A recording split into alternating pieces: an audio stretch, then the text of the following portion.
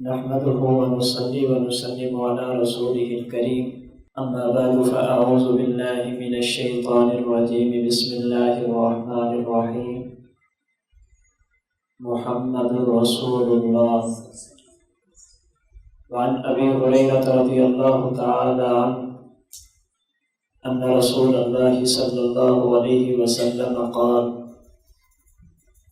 إن مثلي ومثل الأنبياء من قبلي كمثل رجل بنى بيتا فأحسنه وأجمله إلا موضع لبنة من زاوية فجعل الناس يطوفون به ويتعجبون له ويقولون هلا وزيت هذه اللبنة؟ قال: فأنا اللبنة وأنا خاتم النبيين، أو كما قال النبي صلى الله عليه وسلم. اللهم صل على محمد وعلى آل محمد كما صليت على إبراهيم وعلى آل إبراهيم إنك حميد مجيد. اللهم بارك على محمد وعلى آل محمد كما باركت على إبراهيم وعلى آل إبراهيم إنك حميد مجيد. اللہ پاک نے اس کائنات میں انسانوں کو اپنی عبادت کے لیے پیدا فرمایا. وما خلقت الجن والانس الا لیعبدون. دنیا میں انسان کے آنے کا مقصد، انسان کی تخلیق کا مقصد اللہ کی عبادت ہے. عبادت کا طریقہ بتانے کے لیے، عبادت کا طریقہ سمجھانے کے لیے اللہ تعالیٰ نے اپنے اور اپنے بندوں کے درمیان ایک واسطہ مقرر فرمایا، جس واسطے کو نبوت اور رسالت کہا جاتا ہے. اللہ کے احکام پر عمل کیسے کیا جائے، اللہ تعالیٰ عبادت کا طریقہ اپنے پیغمبر کو بتاتے ہیں، اور پیغمبر اپنے فرمان اور اپنے عمل کے ذریعے عبادت کا طریقہ امت کو سکھاتے اور سمجھاتے ہیں. اللہ تعالیٰ نے حکم دیا نماز پڑھنے کا. نماز کیسے پڑھیں، نماز کا طریقہ اللہ اپنے نبی کو بتائیں گے، اور پیغمبر نماز کا طریقہ اپنی امت کو بتائیں گے، سکھائیں گے، سمجھائیں گے. اللہ تعالیٰ نے حکم دیا زکوٰۃ کی ادائیگی کا. زکوٰۃ کیسے ادا کریں، زکوٰۃ کے احکام اللہ اپنے نبی کو بتاتے ہیں، اور پیغمبر وہ احکام اپنی امت کو بتاتے ہیں. اللہ تعالیٰ نے حکم دیا روزہ رکھنے کا. کیسے رکھیں، اللہ روزہ رکھنے کا طریقہ اپنے نبی کو سمجھاتے ہیں، اور نبی روزہ رکھنے کا طریقہ اپنی امت کو سکھاتے اور سمجھاتے ہیں. تو اللہ کے احکام پر عمل کرنے کے لیے اللہ اور اللہ کے بندوں کے درمیان ایک واسطہ ہے، جس واسطے کو نبوت اور رسالت کہا جاتا ہے. کائنات میں سب سے پہلے جس شخص کو اللہ تعالیٰ نے نبی بنا کر دنیا میں بھیجا، اس پیغمبر کا نام ہے حضرت آدم علیہ السلام. اور اس کائنات میں اللہ پاک نے جس شخصیت کو سب سے آخر میں مبعوث فرمایا، سب سے آخر میں جس شخصیت نے نبوت کا اعلان فرمایا، ان کا نام نامی اسم گرامی ہے حضرت محمد صلی اللہ علیہ وسلم. گویا کہ اللہ تعالیٰ نے اپنے پیغمبر کو پہلے انبیاء پر جو فضیلت عطا فرمائی، جو خصوصیات آپ کو عطا فرمائی، جو خوبیاں فقط آپ کو عطا فرمائی، آپ سے پہلے کسی کو نہیں دی. ان میں سے ایک خصوصیت ہے آپ کا آخری نبی ہونا. یہ فقط آپ کی خصوصیت ہے، اللہ نے باقی کسی نبی کو یہ مقام اور مرتبہ عطا نہیں فرمایا. چنانچہ مسلم شریف کی ایک حدیث ہے، رحمت دو عالم صلی اللہ علیہ وسلم نے فرمایا: فضلت علی الانبیاء ب60. اللہ تعالیٰ نے مجھ محمد کو 6 چیزیں ایسی عطا فرمائی جو مجھ سے پہلے کسی کو بھی عطا نہیں فرمائی. ان میں ایک چیز فرمایا ختم بی النبیون، اللہ نے مجھ محمد کو آخری نبی بنا کر بھیجا، مجھے خاتم النبیین بنا کر بھیجا، نبوت کے سلسلے کی تکمیل اور انتہا اللہ نے مجھ پر فرما دی۔ رحمت دو عالم صلی اللہ علیہ وسلم کے خاتم النبیین ہونے کا مطلب کیا ہے؟ جب ہم یہ کہتے ہیں کہ حضور خاتم النبیین ہیں، اللہ نے آپ کے سر مبارک پر ختم نبوت کا تاج سجایا، اس ختم نبوت کے عقیدے کا مطلب، معنی اور مفہوم کیا ہے؟ آسان لفظوں میں عرض کرتا ہوں، حضور کی ختم نبوت کا مطلب کیا ہے؟ اللہ تعالیٰ کی طرف سے انبیاء کرام علیہم السلام کی جو تعداد اور گنتی مقرر تھی، اللہ کی طرف سے انبیاء کرام علیہم السلام کی جو تعداد اور گنتی مقرر تھی، حضور کے آنے سے وہ تعداد پوری ہو گئی، آپ کے آنے سے وہ گنتی مکمل ہو گئی۔ اللہ تعالیٰ کی طرف سے جو تعداد متعین تھی، آپ کے تشریف لانے سے وہ پوری ہو گئی، اب اس تعداد میں اضافہ نہیں کیا جا سکتا۔ رحمت دو عالم صلی اللہ علیہ وسلم نے اسے سمجھانے کے لیے ایک آسان مثال دی ہے جسے ہم میں سے ہر بندہ سمجھ سکتا ہے۔ امام بخاری رحمہ اللہ نے صحیح بخاری میں حضرت ابو ہریرہ رضی اللہ تعالی عنہ سے نقل کی، فرماتے حضور صلی اللہ علیہ وسلم نے فرمایا، ان مثلی و مثل الانبیاء من قبلی، اگر کسی بندے نے میری اور پہلے انبیاء کی مثال سمجھنی ہو، کمثل رجل بنا بیتا فاحسنہ واجملہ الا موضع لبنۃ من زاویہ، اسے یوں سمجھو جیسے ایک بندہ ایک مکان، ایک کمرہ، ایک محل اور کوٹھی تعمیر کرتا ہے، خوبصورت سے خوبصورت بناتا ہے، ایک ایک اینٹ اور بلاک اچھے سے اچھا منتخب کر کے لگاتا ہے، اور ایک ایک اینٹ کو اس کی جگہ پر رکھتا ہے۔ اس پورے مکان اور محل کو تعمیر کرنے کے بعد ایک اینٹ کی جگہ اس میں چھوڑ دیتا ہے۔ فَجَعَلَ النَّاسُ يَطُوفُونَ بِهِ وَيَتَعَجَّبُونَ لَهُ، پھر اپنے رشتہ داروں کو، برادری کو، دوست احباب کو، خاندان والوں کو بلاتا ہے اور اپنا مکان، اپنی کوٹھی اور بنگلہ دکھاتا ہے۔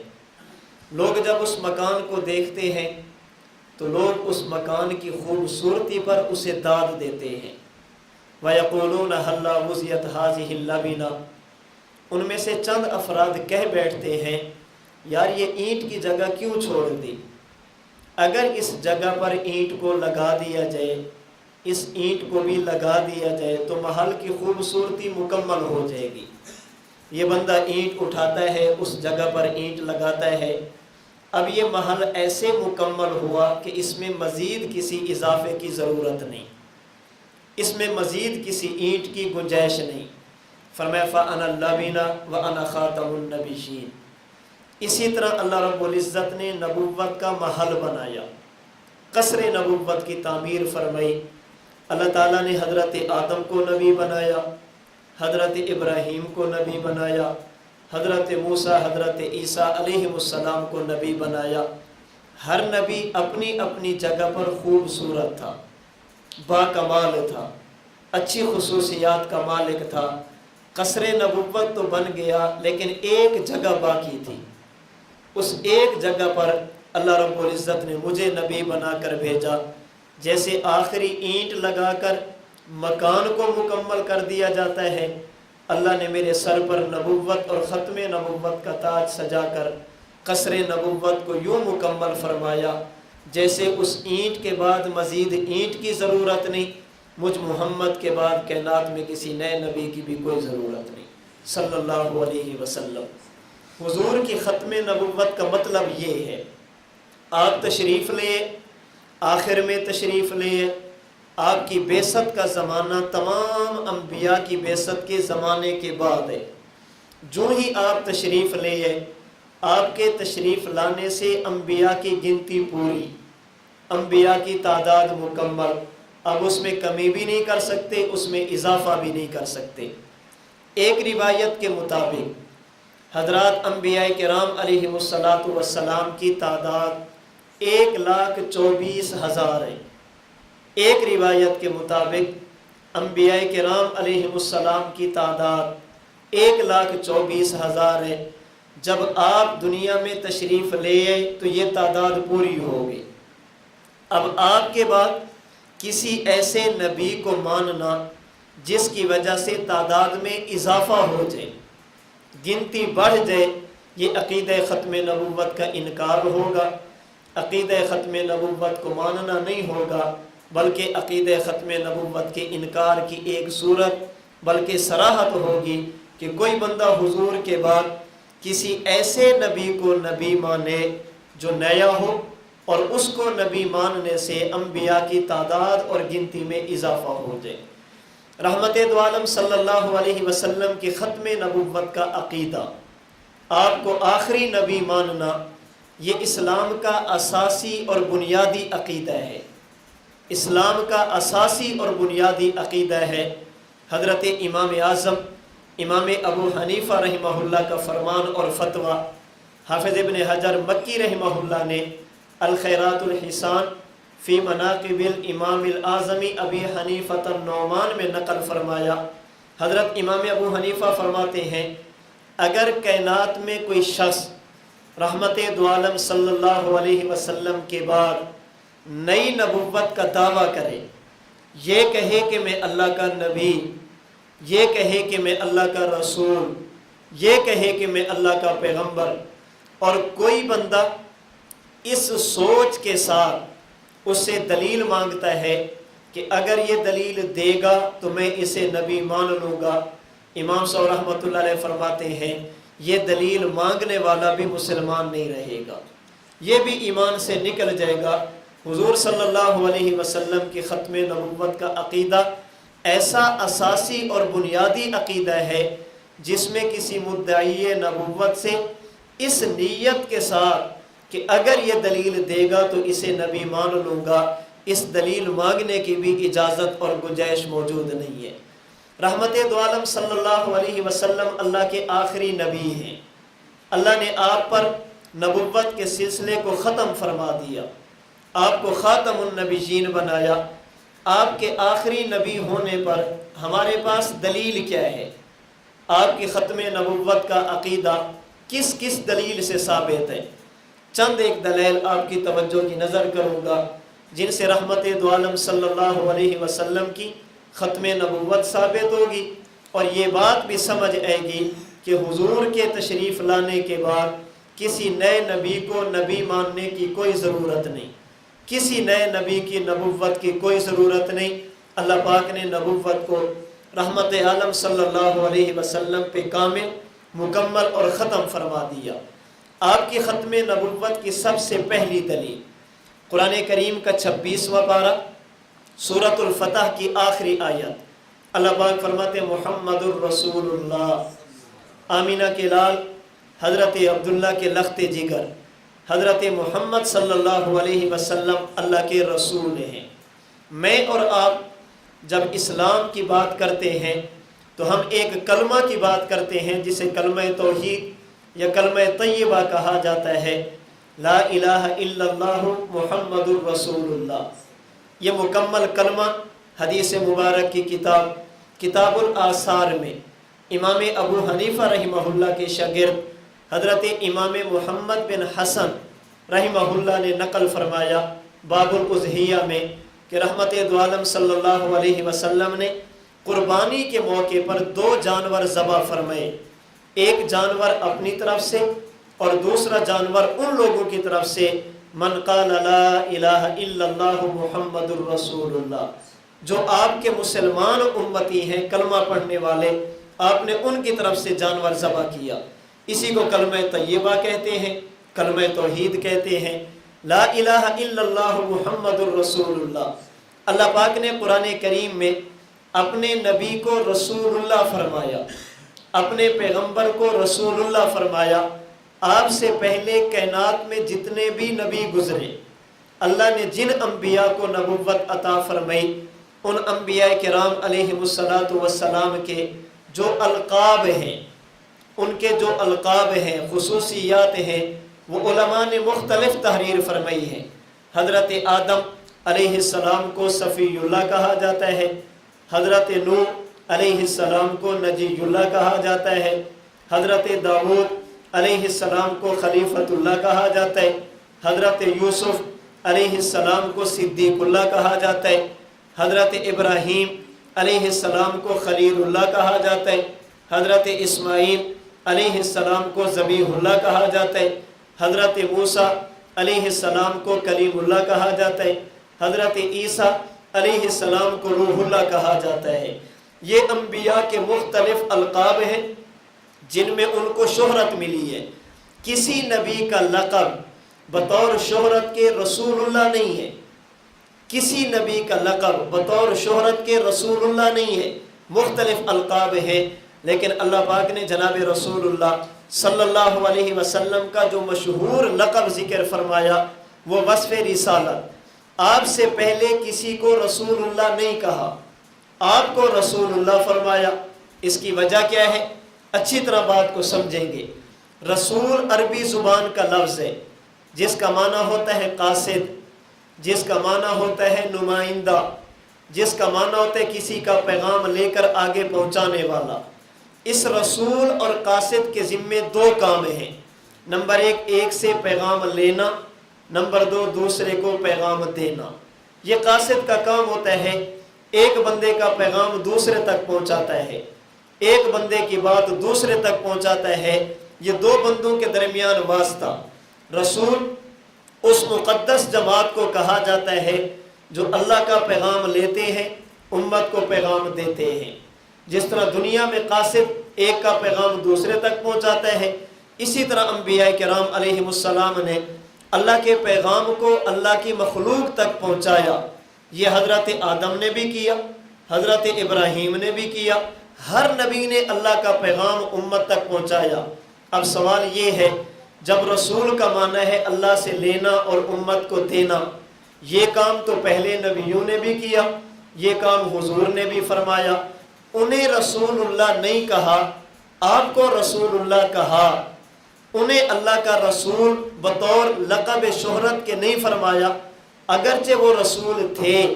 بعض کی رسالت کا تذکرہ رسول اللہ کے لفظ کے ساتھ قرآن میں بھی ہے، لیکن بطور شہرت کے یہ لقب نہیں تھا۔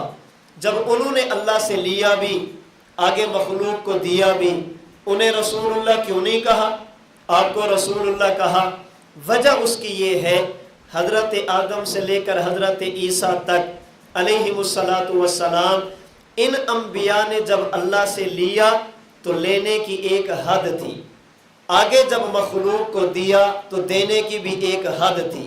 جب اللہ سے لیا تو لینے کی جگہ مزید باقی تھی، جب آگے مخلوق کو دیا تو دینے کی جگہ ابھی باقی تھی۔ حضور علیہ السلام اس کائنات میں تشریف لے آئے، جب اللہ سے لیا تو لینے کی تمام جگہ ختم فرما دی، جب مخلوق کو دیا تو دینے کی بھی تمام جگہ ختم فرما دی۔ ان کی جگہوں کے بعد جگہ باقی تھی، آپ تشریف لے آئے تو لینے اور دینے کی جگہ ختم ہو گئی، اس لیے انہیں رسول اللہ نہیں کہا، آپ کو رسول اللہ فرمایا ہے۔ آپ پر اللہ نے ساری چیزیں ختم فرما دی۔ آپ اللہ سے لینے پہ آئے تو لینے کی جگہ ختم، جب مخلوق کو دینے پہ آئے تو دینے کی جگہ ختم۔ سمجھانے کے لیے تھوڑی سی تفصیل عرض کروں گا۔ حضرت آدم نے اللہ سے لیا جنت میں بیٹھ کر، ابھی جنت کے اوپر مزید جگہ باقی تھی۔ حضرت ابراہیم نے اللہ سے لیا چخے میں جا کر، ابھی مزید جگہ باقی تھی۔ حضرت اسماعیل نے اللہ سے لیا چھری کے نیچے لیٹ کر، ابھی جگہ باقی تھی۔ حضرت نوح علیہ السلام نے اللہ سے لیا کشتی کا ملاح بن کر، ابھی جگہ باقی تھی۔ حضرت داؤد نے اللہ سے لیا ایک خاص حد میں رہ کر، ابھی جگہ باقی تھی۔ حضرت سلیمان نے اللہ سے لیا اپنے تخت کو فضا میں اڑا کر، ابھی جگہ باقی تھی۔ حضرت موسیٰ نے اللہ سے لیا کوہ طور پر جا کر، ابھی جگہ باقی تھی۔ حضرت عیسیٰ نے اللہ سے لیا آسمان پر جا کر، ابھی جگہ باقی تھی۔ یہ تمام انبیاء وہ ہیں جنہوں نے اللہ سے علم لیا، اللہ سے عمل لیا لیکن لینے کی جگہ باقی تھی۔ کیوں؟ اس لیے کہ ان کے بعد ابھی مزید نبی نے آنا تھا۔ جب نبی نے آنا ہے اللہ نے جگہوں کو بھی باقی رکھا۔ رحمت دو عالم صلی اللہ علیہ وسلم تشریف لے، اللہ نے جب آپ کو دینا شروع کیا، کائنات کی ساری جگہ اللہ نے آپ پر ختم فرما دی۔ خلاصے کے لیے 2 لفظ عرض کروں گا۔ قرآن کریم کا اگر مطالعہ کیا جائے، قرآن کریم سے ایک بات سمجھ آتی ہے، کائنات کی سب سے پہلی جگہ جس سے جگہوں کی ابتدا ہوتی ہے اسے کعبہ اور بیت اللہ کہتے ہیں، اور کائنات کی سب سے آخری جگہ جس پر جگہوں کی انتہا ہوتی ہے اسے عرش کہا جاتا ہے۔ کائنات کی ابتدا کعبہ سے، انتہا عرش پر۔ کعبہ سے پہلے کائنات میں کوئی جگہ نہیں، عرش کے بعد بھی کائنات میں کوئی جگہ نہیں۔ اللہ جب اپنے نبی کو دینے پہ آیا، نبی کو کعبہ میں بھی دیا، نبی کو عرش پر بلا کر بھی دیا۔ یہ کائنات کو سمجھا دیا جس طرح کائنات کی ابتدا کعبہ سے، انتہا عرش پر ہے، اسی طرح نبوت دینے کی ابتدا بھی میرے نبی سے، نبوت دینے کی انتہا بھی میرے پیغمبر پر ہے۔ جیسے عرش کے بعد کائنات میں جگہ کوئی نہیں، ایسے میرے نبی کے بعد کائنات میں کسی نئے نبی کی ضرورت بھی کوئی نہیں۔ اور جب انبیاء نے آگے مخلوق کو دیا، دینے کی بھی ایک حد تھی۔ حضرت آدم نے دیا اپنی امت کو، حضرت نوح نے دیا اپنی امت کو، حضرت ابراہیم نے دیا اپنی امت کو، اپنی امت کو دیا۔ کیوں؟ اس لیے کہ ابھی سلسلہ جاری تھا۔ جب حضور اکرم صلی اللہ علیہ وسلم تشریف لے آئے، آپ دینے پہ آئے، آپ نے دینے کی بھی جگہ ساری ختم کر دی۔ کائنات میں سب سے پہلا مقام، مرتبہ جہاں سے شروع ہوتا ہے اسے اہل ایمان کہا جاتا ہے، جہاں پر انتہا ہوتی ہے انہیں انبیاء کہا جاتا ہے۔ اللہ کے نبی نے اللہ سے لے کر امت کو بھی دیا، انبیاء کو بھی دیا۔ اللہ نے اپنے نبی پر دینے کی جگہ بھی ساری ختم فرما دی، لینے کی جگہ بھی ساری ختم فرما دی۔ اس لیے پہلے انبیاء میں سے کسی نبی کو بطور لقب مشہور کے رسول اللہ نہیں کہا، آمینہ کے لال کو رسول اللہ کہا۔ تو حضور کی ختم نبوت کی سب سے پہلی دلیل کلمہ طیبہ لا الہ الا اللہ محمد الرسول اللہ، آپ کا رسول اللہ ہونا دلیل، آپ اللہ کے آخری نبی ہیں۔ کیا معنی؟ جب اللہ نے آپ کو دیا، دینے کی جگہ ختم فرما دی، حضور نے آگے امت کو دیا، یہاں پر بھی دینے کی جگہ ختم فرما دی۔ نہ جگہ لینے کی بچی ہے، نہ جگہ آگے دینے کی بچی ہے۔ اللہ نے لینے کی جگہ بھی حضور پر مکمل فرما دی، دینے کی جگہ بھی حضور پر مکمل فرما دی۔ یہ اس بات کی دلیل ہے، پہلے انبیاء صرف نبی تھے، آپ آخری نبی ہیں۔ وہ فقط انبیاء، آپ خاتم الانبیاء، ان کے سر پر اللہ نے فقط نبوت کا تاج سجایا، حضور کے سر مبارک پر اللہ نے ختم نبوت کا تاج سجایا۔ سب سے پہلی دلیل آپ کا رسول ہونا، حضور اکرم صلی اللہ علیہ وسلم اللہ کے آخری نبی۔ آپ کی ختم نبوت پر دوسری دلیل جس سے آپ کی ختم نبوت ثابت ہوتی ہے، آپ علیہ الصلوۃ والسلام سے پہلے 3 نبی ایسے ہیں جنہیں اللہ نے آسمانی کتاب عطا فرمائی۔ 3 نبی ایسے جنہیں اللہ نے آسمانی کتاب عطا فرمائی۔ ایک نبی کا نام حضرت داؤد، ان کو کتاب دی جسے زبور کہتے ہیں۔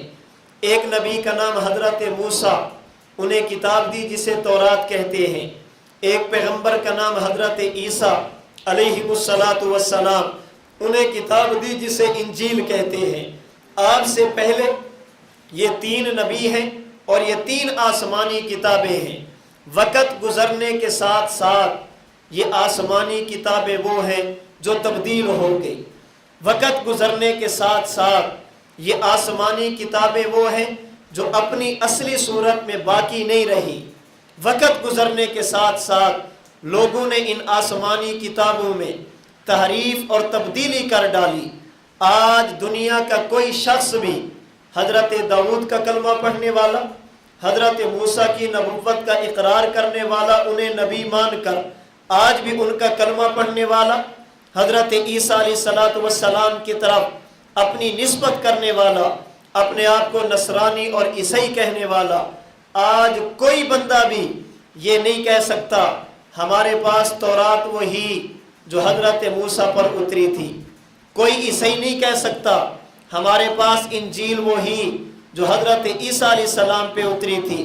حضرت داؤد کو ماننے والا کوئی بندہ آج دعویٰ نہیں کر سکتا کہ ہمارے پاس زبور وہی جو حضرت داؤد علیہ السلام پر اتری تھی، بلکہ میری معلومات کی حد تک جہاں تک ہم نے پڑھا ہے، ملک بدلنے سے تورات اور انجیل بدل جاتی ہے، صوبہ بدلنے سے بائبل بدل جاتی ہے، ضلع اور شہر بدلنے سے آسمانی کتاب تبدیل ہو جاتی ہے۔ ایک ملک سے چھپنے والی انجیل دوسرے ملک کی انجیل سے نہیں ملتی، ایک میں کچھ ہوگا، دوسری میں کچھ اور ہوگا، تیسری میں کچھ اور ہوگا۔ ایک انجیل دوسری انجیل سے نہیں ملتی، وہ اپنی اصلی صورتوں میں محفوظ نہیں، ان میں تبدیلیاں کی گئی۔ اگر کوئی بندہ ہم سے پوچھے، ہم اسے تحدی، چیلنج کے ساتھ، دعوے کے ساتھ یہ بات کر سکتے ہیں۔ اگر کسی بندے میں ہمت ہو اور وہ یہ کام کر سکے، مشرق سے چلے مغرب تک پہنچے، شمال سے چلے جنوب تک پہنچے، زمین سے چلے آسمان تک پہنچے، تحت الثری سے چلے سدرۃ المنتہا تک پہنچے، اگر کسی کے بس میں ہو فرض سے چلے عرش تک پہنچے۔ رب محمد کی قسم، جو قرآن مشرق میں وہی مغرب میں، جو شمال میں وہی جنوب میں، جو زمین پر وہی آسمان پر، جو تحت الثری وہی سدرۃ المنتہا، جو فرش زمین وہی عرش بری۔ ہم قرآن کے بارے میں یہ کہہ سکتے ہیں، اللہ نے آج سے تقریباً 1450 سال پہلے جو قرآن جبریل کو دیا، جبریل نے حضور کو دیا، حضور نے صحابہ کو دیا، صحابہ نے امت کو دیا۔ آج 1450 سال گزرنے کے بعد بھی میرے اور آپ کے پاس قرآن کریم اپنی اصلی صورت میں محفوظ ہے۔ میں سپارے کی بات نہیں کرتا، سورت کی بات نہیں کرتا، رکوع کی بات نہیں کرتا، آیت کی بات نہیں کرتا، لفظ اور حرف کی بات نہیں کرتا۔ رب محمد کی قسم، آج 15 صدیاں گزرنے کو ہیں، آج تک کسی مئی کے لال میں اتنی ہمت اور جرت نہیں ہوئی قرآن کریم کے ایک نقطے کو بھی تبدیل کر سکے، زیر اور زبر کو بھی تبدیل کر سکے۔ پہلی آسمانی کتابیں محفوظ نہیں، قرآن کریم اپنی اصلی صورت میں محفوظ ہے، ان کے اندر تبدیلیاں کی گئی، قرآن کریم کے اندر کوئی تبدیلی نہیں کر سکا۔ اگر میں آپ سے سوال کروں، ذرا بتائیے مجھے تورات، زبور، انجیل یہ کس کی کتابیں؟ آپ جواب دیں گے اللہ تعالیٰ کی۔ میں پوچھوں تورات، زبور، انجیل انہیں نازل کس نے کیا؟ آپ جواب دیں گے اللہ پاک نے۔ میں سوال کروں تورات، زبور، انجیل کو لانے والا کون؟ آپ جواب دیں گے جبریل۔ میں سوال کروں جنہیں تورات، زبور، انجیل دی گئی وہ کون؟ آپ جواب دیں گے اللہ کے نبی، اللہ کے رسول، اللہ کے پیغمبر۔ یہی 4 سوال اگر میں آپ سے قرآن کے بارے میں کروں، بتائیے قرآن کریم کتاب کس کی؟ آپ جواب دیں گے اللہ کی۔ اتاری کس نے؟ آپ جواب دیں گے اللہ نے۔ لانے والا کون؟ آپ جواب دیں گے جبریل۔ جن کے قلب اطہر پہ اتاری گئی وہ کون؟ آپ جواب دیں گے اللہ کے نبی۔ پھر میں سوال کر سکتا ہوں، جب کتاب قرآن بھی اللہ کی، وہ بھی اللہ کی، اتارا اسے بھی اللہ نے، انہیں بھی اللہ نے، لانے والے اسے بھی جبریل، لانے والے انہیں بھی جبریل، جن پر قرآن اتارا گیا وہ بھی نبی، جنہیں تورات، زبور، انجیل دی گئی وہ بھی اللہ کے نبی، اللہ بھی وہی، جبریل بھی وہی، جن کے قلب اطہر میں اتاری گئی وہ بھی اللہ کے نبی۔ جب کتابیں اللہ کی، وہ محفوظ کیوں نہیں؟ قرآن کریم محفوظ کیوں ہے؟ ان میں تبدیلی کیوں کی گئی؟ قرآن کریم کو تبدیلی سے کیوں بچایا گیا؟ جو خدا، جو اللہ قرآن کی حفاظت کروا سکتا ہے، وہ تورات اور زبور، انجیل کی بھی حفاظت کروا سکتا ہے۔ جب کتابیں ساری اللہ کی، وہ محفوظ کیوں نہیں؟ قرآن کریم محفوظ کیوں ہے؟ اس کی سب سے پہلی اور بنیادی وجہ یہ ہے، جنہیں تورات، زبور، انجیل دی گئی وہ اللہ کے نبی تھے، جنہیں قرآن دیا گیا وہ آخری نبی ہیں۔ جنہیں وہ دی گئی ان کے سر پر فقط نبوت کا تاج، اور جسے قرآن دیا گیا ان کے سر مبارک پر ختم نبوت کا تاج ہے۔ ان انبیاء نے جانا تھا، جانے کے بعد کسی اور نبی نے آنا تھا، اللہ نے اسے مزید تعلیمات دینی تھی۔ نبی کے جانے کے بعد نبی نے آنا، اب جب نبی نے آنا ہے پہلی کتاب کی حفاظت کی ضرورت نہیں۔ کیوں؟ اس لیے کہ انسان کی فطرت ہے، جو چیز چلنے والی ہو، جو چیز عمل کرنے والی ہو اس کی حفاظت تو کی جاتی ہے۔ جو سکہ بند ہو جائے اس کی حفاظت کا انتظام نہیں کیا جاتا۔ جو سکہ چلنے والا ہو، جو کرنسی چلنے والی ہو اسے محفوظ رکھا جاتا ہے، چلنے والی نہ ہو اس کی حفاظت کا انتظام اہتمام نہیں کیا جاتا۔ چونکہ تورات، زبور، انجیل پر عمل کرنے کی ضرورت نہیں، حفاظت کی بھی ضرورت نہیں۔ حضور کے بعد کائنات میں چونکہ کسی نئے نبی کی ضرورت نہیں، آپ کے بعد قیامت ہے، آپ کے بعد آخرت ہے، نبوت کا سلسلہ منقطع ہو گیا۔ چونکہ قرآن کریم پر عمل کرنا تھا اس لیے اللہ نے قرآن کریم کی حفاظت کروائی ہے۔ اب میں سمجھانے کے لیے کہوں گا، قرآن کریم کا ہمارے پاس محفوظ ہونا یہ دلیل حضور اللہ کے آخری نبی، قرآن کریم کی ایک ایک سورت دلیل، اللہ کے نبی آخری نبی، ایک ایک پارہ دلیل، آپ اللہ کے آخری نبی، ایک ایک آیت دلیل، آپ اللہ کے آخری نبی، ایک ایک حرف اور لفظ دلیل، آپ اللہ کے آخری نبی، ایک ایک آیت پر زیر اور زبر دلیل، آپ اللہ کے آخری نبی۔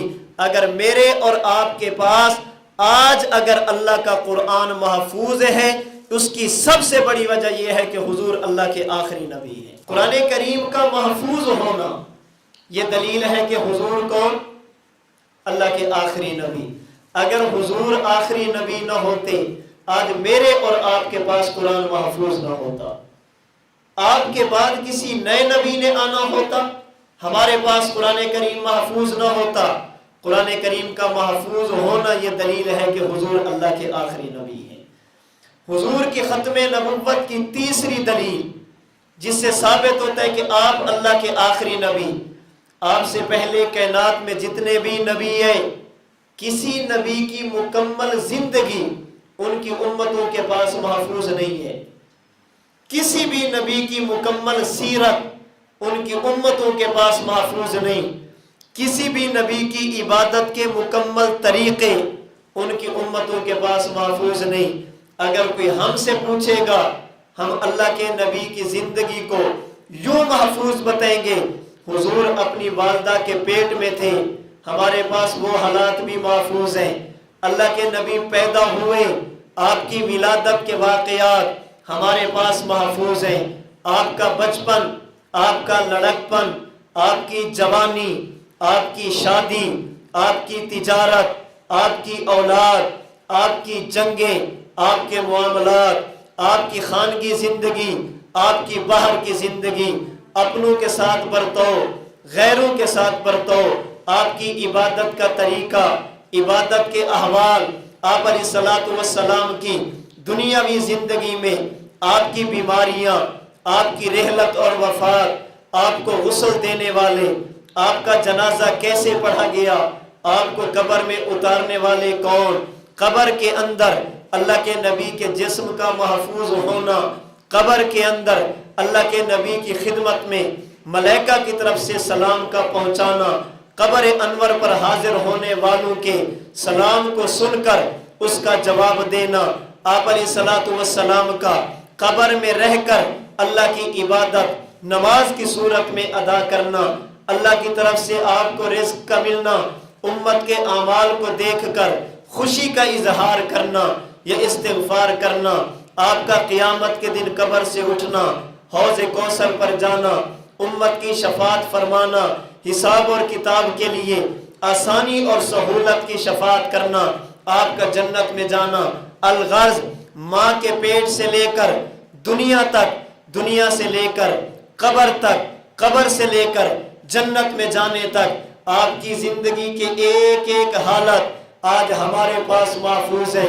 کسی نبی کی زندگی، کسی نبی کی سیرت ان کی امتوں کے پاس محفوظ نہیں۔ میرے اور آپ کے پاس آج بھی نبوت کی سیرت اور زندگی مکمل طور پر محفوظ ہے۔ یہاں بھی اگر میں آپ سے سوال کروں حضرت آدم سے لے کر حضرت عیسیٰ تک یہ اشخاص کون، یہ جماعت کس کی؟ آپ کہیں گے انبیاء کی۔ میں سوال کروں ان کو نبی کس نے بنایا؟ آپ جواب دیں گے اللہ پاک نے۔ ان کی زندگی کیسی تھی؟ آپ جواب دیں گے معصومیت والی۔ ان کی زندگی میں معصیت نہیں، اللہ کی نافرمانی نہیں، ان کی زندگی بے عیب تھی، ان کی زندگی میں اللہ کی نافرمانی اور گناہ موجود نہیں تھا۔ آپ سے میں سوال کروں حضور کون؟ آپ کہیں گے اللہ کے نبی۔ آپ کے سر مبارک پر نبوت کا تاج کس نے رکھا؟ آپ کہیں گے اللہ پاک نے۔ آپ کی زندگی بھی کیسی؟ آپ کہیں گے معصوم، آپ کی زندگی میں گناہ نہیں۔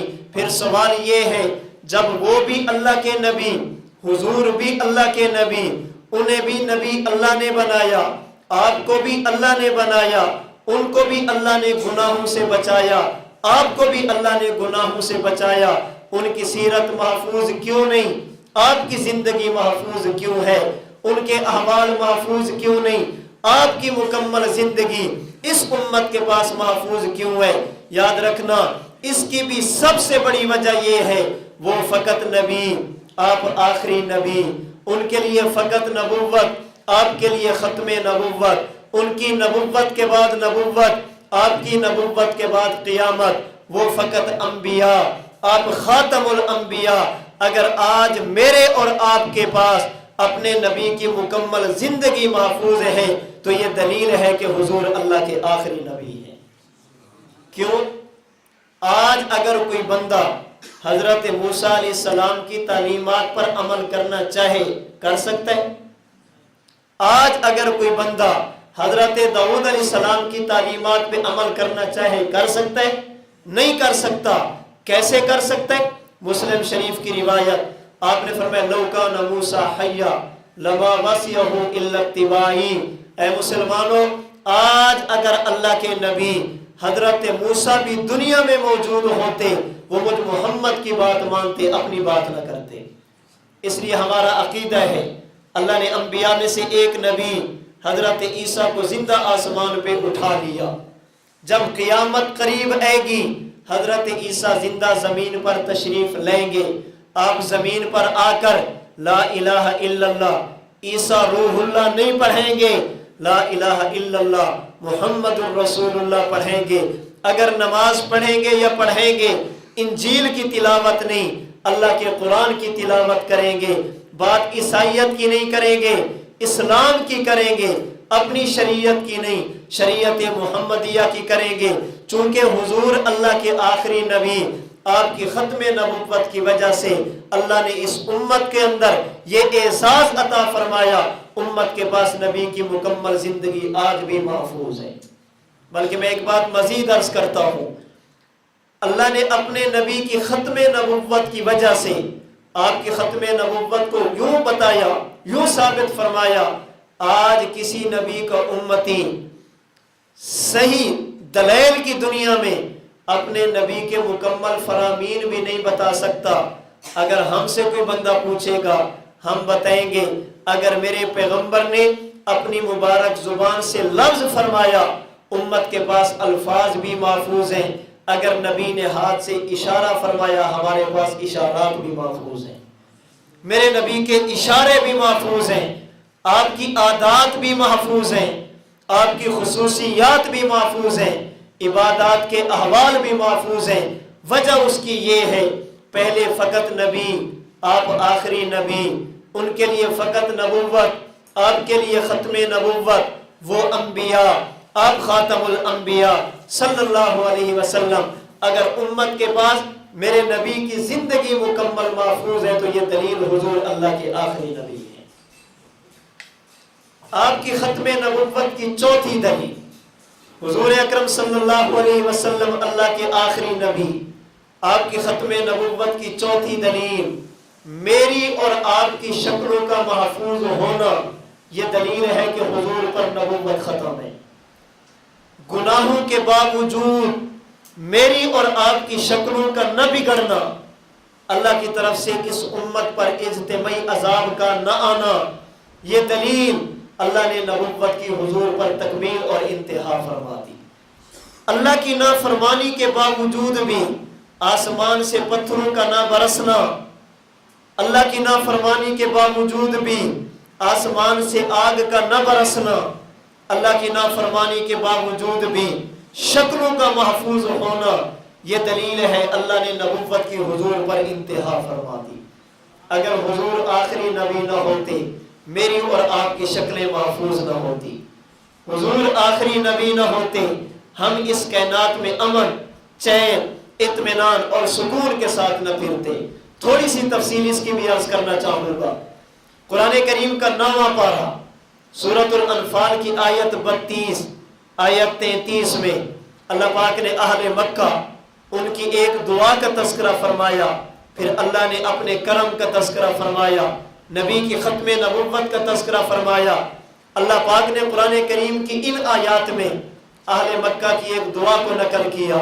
یہ اہل مکہ گھر سے چلے، کعبہ اور بیت اللہ کا غلاف پکڑا، غلاف پکڑ کر اللہ سے دعا کر رہے ہیں، اللہم ان کان ھذا ھو الحق من عندک فامطر علینا حجارۃ من السماء او ائتنا بعذاب علیم۔ اللہ اگر دین محمدی سچا، تیرے نبی واقعی برحق، اسلام واقعی سچا دین ہے، اللہ ہم پر آسمان سے پتھر برسا دے، ہمیں عذاب میں مبتلا کر دے، اللہ ہمارا نام و نشان اس کائنات اور دنیا سے مٹا دے۔ اللہ پاک نے انہیں عذاب میں مبتلا نہیں کیا، ان پر آسمان سے پتھر نہیں برسے، اللہ نے ان کی شکلوں کو نہیں بگاڑا، شکلوں کو تبدیل نہیں فرمایا، معصیت اور نافرمانی کے باوجود اللہ نے انہیں دنیا کے اجتماعی عذاب سے بچایا۔ کوئی کہہ سکتا تھا اگر وہ غلط تو عذاب کیوں نہیں آیا، مانگ رہے ہیں پتھر کیوں نہیں برسے، اگر وہ ٹھیک نہیں ہے اللہ نے انہیں تباہ کیوں نہیں کیا، اللہ نے ان کی شکلوں کو کیوں نہیں بگاڑا؟ اللہ نے قرآن کریم کی آیت میں جواب دیا، فرمایا وما کان اللہ لیعذبہم وانت فیہم، سمجھانے کے لیے حضرت مفتی محمد شفیع عثمانی رحمہ اللہ کی تفسیر معارف القرآن کا سہارا لوں گا۔ حضرت مفتی صاحب رحمۃ اللہ علیہ فرماتے ہیں اللہ کا قانون یہ ہے، اللہ کی عادت یہ ہے، اللہ کی طرف سے ضابطہ اور اصول یہ ہے، اگر کسی نبی کی امت اپنے نبی کی بات نہ مانے، اللہ انہیں عذاب دینے کا فیصلہ فرما لے، پھر خدا کا قانون یہ ہے جو نبی جس جگہ کا نبی ہو، جہاں جہاں تک نبی کی نبوت کی حد ہو، جو جگہ نبی کی نبوت کے ایریا میں شامل ہو، جب تک نبی نبوت کے ایریا میں ہوگا اللہ قوم کو عذاب نہیں دیں گے۔ جب تک نبی نبوت کی حد میں ہوگا اللہ عذاب نہیں دیں گے۔ عذاب کب دیں گے؟ جب نبی کو نبوت کی حد سے نکال لیں گے۔ نبی ایسی جگہ پر چلے جائیں گے جو نبی کی نبوت کا ایریا نہیں، نبی کی نبوت کی حد نہیں، نبی کی نبوت کی حد سے باہر۔ جب نبی نبوت کی حد سے نکلے گا اللہ قوم کو عذاب میں مبتلا کر دے گا۔ سمجھانے کے لیے صرف کہوں گا، ایک نبی اس مسجد کا نبی ہے، یہ نبی کی نبوت کا ایریا، نبی کی نبوت کی حد ہے، قوم نے بات نہیں مانی، جب تک نبی اس جگہ پر موجود ہوگا قوم پہ عذاب نہیں آئے گا۔ نبی یہاں سے چلا اس کونے میں پہنچا، اب بھی عذاب نہیں آئے گا۔ کیوں؟ اس لیے کہ یہ بھی نبوت کا ایریا، وہ بھی نبوت کا ایریا، اس کونے میں پہنچا، عذاب اب بھی نہیں آئے گا، اس لیے کہ نبی ابھی نبوت کی حد میں ہے، اس کونے میں آئے گا، عذاب اب بھی نہیں آئے گا۔ کیوں؟ اس لیے کہ نبی نبوت کے ایریا اور حد میں ہے۔ جو ہی نبی اس مسجد کے دروازے سے باہر نکلے گا اللہ پوری قوم کو تباہ کر دیں گے۔ کیوں؟ اس لیے کہ اب نبی نبوت کے ایریا سے نکل گیا، نبی نبوت کی حد سے نکل گیا۔ نبی کا نام ہے حضرت نوح، قوم نے بات نہیں مانی، فرمایا اے میرے نبی بیڑا تیار کیجئے، کشتی تیار کیجئے۔ اللہ نے پانی کو بھیجا، جب وہ پانی کے اندر تیرتا ہوا بستی سے نکلا اللہ نے بستی والوں کو تباہ کر دیا۔ جب تک نبی ان میں موجود تھے اللہ نے عذاب نہیں دیا۔ نبی کا نام ہے حضرت لوط، اللہ کے نبی کی قوم نے بات نہیں مانی، فرمایا رات کے وقت ہجرت کیجئے۔ حضرت لوط علیہ السلام نے بستی کو چھوڑا، اللہ نے پوری قوم کو تباہ کر دیا، آسمان سے پتھر برسا کر بستی کو الٹا کر کے اللہ نے پوری قوم کو تباہ کر دیا۔ جب تک حضرت لوط اپنی نبوت کی حد میں تھے اللہ نے عذاب نہیں دیا۔ نبی کا نام ہے حضرت موسیٰ، قوم نے بات نہیں مانی، فرمایا رات کے وقت ہجرت کیجئے۔ حضرت موسیٰ نے دریا کراس کیا، اللہ نے قوم کو غرق فرما دیا۔ جب تک نبی نبوت کے ایریا میں تھے اللہ نے قوم کو عذاب نہیں دیا۔ اس پس منظر میں سمجھیے اہل مکہ نے کہا اللہ اگر تیرا نبی سچا، اللہ اگر یہ واقعی تیرا نبی، اس کا دین برحق، اللہ ہمیں عذاب دے دے، ہمارا نام و نشان دنیا سے مٹا دے۔ فرمایا وما کان اللہ لیعذبہم وانت فیہم، اے میرا پیغمبر میں انہیں کیسے عذاب دوں، آپ جو ان کے اندر موجود ہیں آپ کے ہوتے ہوئے کیسے عذاب دوں۔ میرا قانون یہ ہے جب تک نبی ان میں قوم میں ہو، جب تک نبی نبوت کی حد میں ہو میں قوم کو عذاب نہیں دیتا۔ اللہ کے نبی نے مکہ چھوڑا، آپ طائف میں تشریف لے گئے۔ اب آپ مکہ میں نہیں تھے، طائف میں تھے، اب تو مکہ والوں پہ عذاب آ جاتا، اس لیے کہ آپ مکہ میں نہیں ہیں۔ فرمایا وَأَنْتَ فِيهِمْ، اے میرا پیغمبر وہ اور نبی تھے جو ایک بستی کے نبی، وہ اور نبی تھے جو ایک قوم کے نبی، وہ اور نبی تھے جو ایک شہر کے نبی۔ آپ مکہ میں ہو یہ بھی آپ کی نبوت کی حد ہے، آپ طائف میں چلے جائیں یہ بھی آپ کی نبوت کی حد ہے۔ آپ کسی بستی کے نبی نہیں، اللہ کے نبی وہاں سے چلے مدینہ پہنچے، مکہ والوں پہ اب بھی عذاب نہیں آیا۔ فرمایا وَأَنْتَ فِيهِمْ، میرا محمد تو مکہ کا بھی نبی ہے، تو مدینہ کا بھی نبی ہے۔ آپ بدر میں پہنچے، احد میں پہنچے، حنین میں پہنچے، خندق میں پہنچے، مکہ والوں پہ اب بھی عذاب نہیں آیا۔ فرمایا وَأَنْتَ فِيهِمْ، اے میرا پیغمبر جیسے آپ مکہ کے نبی، آپ بدر کے بھی نبی، احد کے بھی نبی، خندق کے بھی نبی، حنین کے بھی نبی۔ کیوں؟ میرا ضابطہ یہ ہے جہاں جہاں تک نبی کی نبوت کا ایریا ہو، جب تک نبی اس میں موجود ہو میں عذاب نہیں دیتا۔ ایک وقت آیا اللہ کے نبی مکہ کی سرزمین سے چلے، آپ بیت المقدس پہنچے، اب مکہ والوں پہ عذاب اب بھی نہیں آیا۔ فرمایا وَأَنْتَ فِيهِمْ، میرا پیغمبر تو بیت المقدس کا بھی نبی۔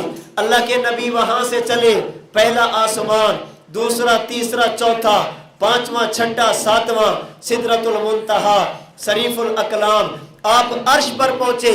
اب حضور کائنات میں زمین پر نہیں، فرش پر نہیں، آپ عرش پر جا چکے، اب بھی زمین والوں پہ عذاب نہیں آیا۔ فرمایا وَأَنْتَ فِيهِمْ، میرا محمد تو فرش کا بھی نبی، أَنْتَ فِيهِمْ، میرا محمد تو عرش کا بھی نبی۔ آپ واپس ہے، آپ بیمار ہوئے، آپ کا انتقال ہوا، صحابہ نے غسل دیا، کفن پہنایا، صلاۃ و سلام کی صورت میں آپ کا جنازہ ادا فرمایا۔ ام المومنین سیدہ عائشہ رضی اللہ تعالی عنہا کے حجرے میں آپ کو دفن فرمایا۔ اب حضور زمین پر نہیں زیر زمین چلے گئے، آپ زمین پر نہیں، اب تو قبر انور کے اندر چلے گئے، اب تو عذاب آ جانا چاہیے، اب بھی عذاب نہیں آیا۔ فرمایا وَأَنْتَ فِيهِمْ، اے میرا محمد وہ اور تھے جو دنیا سے جاتے ان کی نبوت کی حد ختم ہو جاتی، آپ دنیا میں ہو، آپ دنیا کے نبی، آپ قبر میں چلے جائیں، آپ قبر کے بھی نبی ہیں۔ پتہ یہ چلا آپ کی نبوت کہاں سے شروع ہوئی، آپ مکہ میں ہو، أَنْتَ فِيهِمْ، مکہ کے نبی، آپ مدینہ میں ہو، أَنْتَ فِيهِمْ، آپ مدینہ کے نبی، آپ زمین پر ہو، أَنْتَ فِيهِمْ، آپ زمین کے نبی، آپ آسمان پر ہو، أَنْتَ فِيهِمْ، آپ آسمانوں کے نبی، آپ فرش پر ہو، أَنْتَ فِيهِمْ، آپ فرش کے نبی، آپ عرش پر چلے جائیں، أَنْتَ فِيهِمْ، آپ عرش کے نبی، آپ دنیا میں ہو، أَنْتَ فِيهِمْ، آپ دنیا کے نبی، آپ قبر میں چلے جائیں، أَنْتَ فِيهِمْ، آپ قبر کے بھی نبی۔ نتیجہ یہ نکلا کائنات کا کوئی ذرہ بھی ایسا نہیں جو آپ کی نبوت کے ایریا سے باہر ہو، کوئی خطہ بھی ایسا نہیں جو آپ کی نبوت کی حد سے باہر ہو۔ یہی وجہ اللہ نے قرآن کریم میں جو الفاظ، جو اسلوب اور جو طرز اپنی ربوبیت کے لیے اختیار فرمایا وہی طرز اور اسلوب حضور کی ختم نبوت کے لیے استعمال فرمایا۔ الحمدللہ رب العالمین، اللہ کی توحید، وما ارسلناک الا رحمتا للعالمین، حضور کی نبوت، قل اعوذ برب الناس، اللہ کی ربوبیت، وما ارسلناک الا کافۃ للناس، یہ حضور کی نبوت اور ختم نبوت اللہ نے سمجھا دیا۔ جیسے کائنات کا کوئی ذرہ اللہ کی ربوبیت سے باہر نہیں، آپ کی نبوت سے باہر نہیں، جیسے کائنات کا کوئی فرد اللہ کی ربوبیت سے باہر نہیں، آپ کی نبوت سے باہر نہیں، کائنات کے جس ذرے تک اللہ کی ربوبیت ہوگی، کائنات کے اسی ذرے تک آپ کی نبوت ختم نبوت بھی ہوگی۔ تو میری اور آپ کی شکلیں اگر محفوظ ہیں تو ہماری شکلوں کا محفوظ ہونا دلیل حضور اللہ کے کلمہ طیبہ کو دیکھو گے، حضور اللہ کے آخری نبی، اگر اپنے پیغمبر پر اترنے والی کتاب قرآن کریم کو دیکھو گے، یہ دلیل حضور اللہ کے آخری نبی پیغمبر کی سیرت کو دیکھو گے، دلیل حضور اللہ کے آخری نبی اپنی شکلوں کو دیکھو گے، دلیل حضور اللہ کے آخری نبی اگر میرے اور آپ کے پاس نبوت کو دیا جانے والا کلمہ محفوظ ہے، کلمے کا محفوظ ہونا ختم نبوت کی دلیل، قرآن کریم محفوظ ہے، اس کا محفوظ ہونا ختم نبوت کی دلیل، حدیث اور سنت محفوظ ہے، اس کا محفوظ ہونا ختم نبوت کی دلیل، اگر میری اور آپ کی شکلیں محفوظ ہیں ان کا بھی محفوظ ہونا حضور کی ختم نبوت کی دلیل ہے۔ یہ دلیلیں ہیں ساری کی ساری اللہ کے نبی، اللہ کے آخری نبی ہیں۔ تو نبوت کے جس سلسلے کی ابتدا اللہ نے حضرت آدم سے فرمائی، اس کی تکمیل اور انتہا آمینہ کے لال پر فرمائی۔ اللہ نے اپنے نبی کو آخری نبی بنایا۔ اب سوال یہ رہ گیا، جب حضور اللہ کے آخری نبی، آپ کے بعد کائنات میں کسی نبی نے پیدا نہیں ہونا، آپ کے بعد کائنات میں کسی نئے نبی نے نہیں آنا، امت کو کون سنبھالے گا؟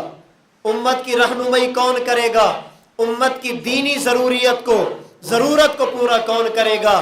احادیث طیبہ کو دیکھا جائے، مجھے اور آپ کو سمجھ آتے ہیں حضور کے بعد امت کو کون سنبھالے گا؟ فرمایا خلفائے راشدین ابو بکر، عمر، عثمان، علی رضی اللہ عنہم اجمعین۔ ان کے بعد کون سنبھالے گا؟ فرمایا صحابہ کرام۔ ان کے بعد کون سنبھالے گا؟ فرمایا مجتہدین اور فقہا۔ ان کے بعد کون سنبھالے گا؟ فرمایا علماء۔ اس کا معنی یہ، حضور کی ختم نبوت کا مطلب یہ ہم خلفائے راشدین کو مانیں، حضور کی ختم نبوت کا مطلب یہ ہم صحابہ کو مانیں، ختم نبوت کا مطلب یہ مجتہدین اور فقہا کو مانیں، ختم نبوت کا مطلب یہ ہم علماء کو بھی مانیں۔ علماء نبی کی ختم نبوت کی ضرورت ہے، قیامت کی صبح تک اللہ کے نبی کی نبوت بھی باقی رہے گی، آپ کی نبوت کی حفاظت کرنے والے، امت کی دینی ضرورت کو پورا کرنے والے علماء بھی باقی رہیں گے۔ جو حضور کو آخری مانے گا خلفاء کو مانے گا، آخری مانے گا صحابہ کو مانے گا، آخری مانے گا فقہا کو مانے گا، آخری مانے گا علماء کو بھی مانے گا۔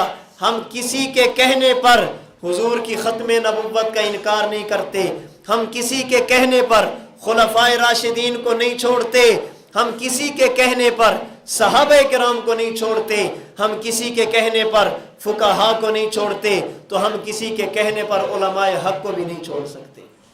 یہ ختم نبوت کی ضرورتیں ہیں۔ قیامت کی صبح تک کسی نئے نبی نے آنا نہیں، کسی نئے نبی کو نبوت کا ملنا نہیں۔ امت کی ضرورتوں کو پورا کون کرے گا؟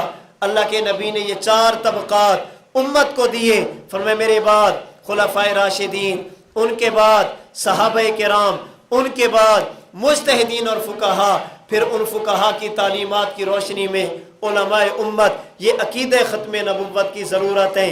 یہ عقیدہ ختم نبوت میرے اور آپ کے اسلام کی بنیاد ہے۔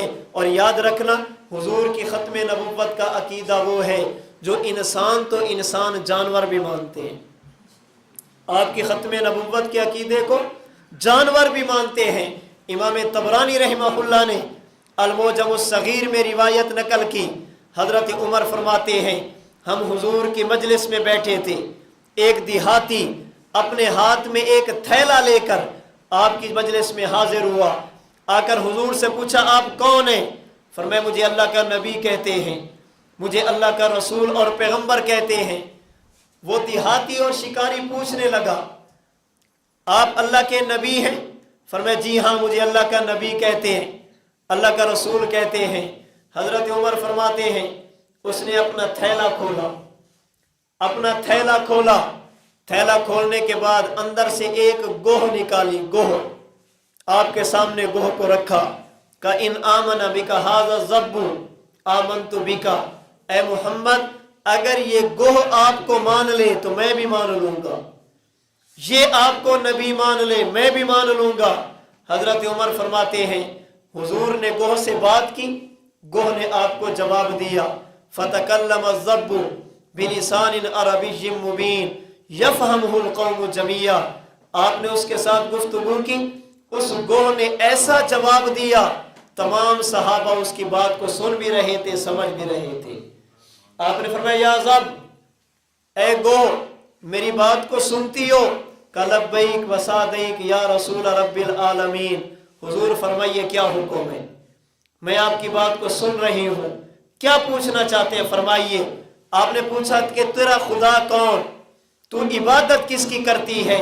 اس گوہ نے جواب دیا الذی فی السماء عرشہ وفی الارض سلطانہ وفی البحر سبیلہ وفی الجنت رحمتہ وفی النار عذابہ، میں اپنی پیشانی اس ذات کے سامنے جھکاتی ہوں جو عرش کا بھی مالک ہے، جس کی بادشاہت زمین میں بھی ہے، جو سمندروں میں راستے بنا دے، جس پہ خوش ہو جائے رحمت کی صورت میں جنت دے دے، جس پر ناراض ہو جائے جہنم کی صورت میں عذاب دے دے۔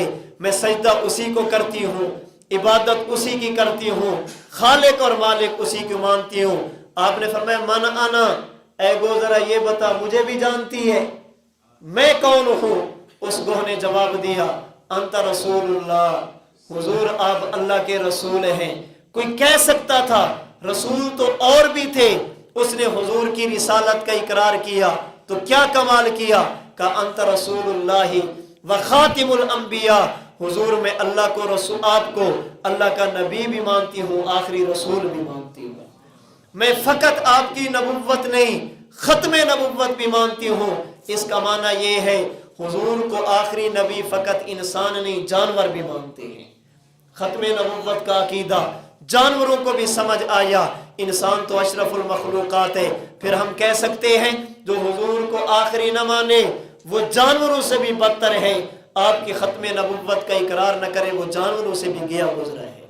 اللہ تعالیٰ مجھے اور آپ کو اپنے نبی کی نبوت کے ساتھ ساتھ ختم نبوت کے عقیدے کو بھی ماننے کی توفیق عطا فرمائے، اس عقیدے ختم نبوت کے تحفظ کے بھی مجھے اور آپ کو توفیق عطا فرمائے۔ اللہ پاک نے ختم نبوت کی برکت سے امت کو جو نعمتیں عطا فرمائی، خلفائے راشدین، صحابہ کرام، فقہاء، علماء حق، اللہ مجھے اور آپ کو ان کی قدر کرنے کی بھی توفیق عطا فرمائے، ان کے ساتھ مجھے اور آپ کو وابستگی عطا فرما دے۔ وآخر دعوانا ان الحمد للہ رب العالمین۔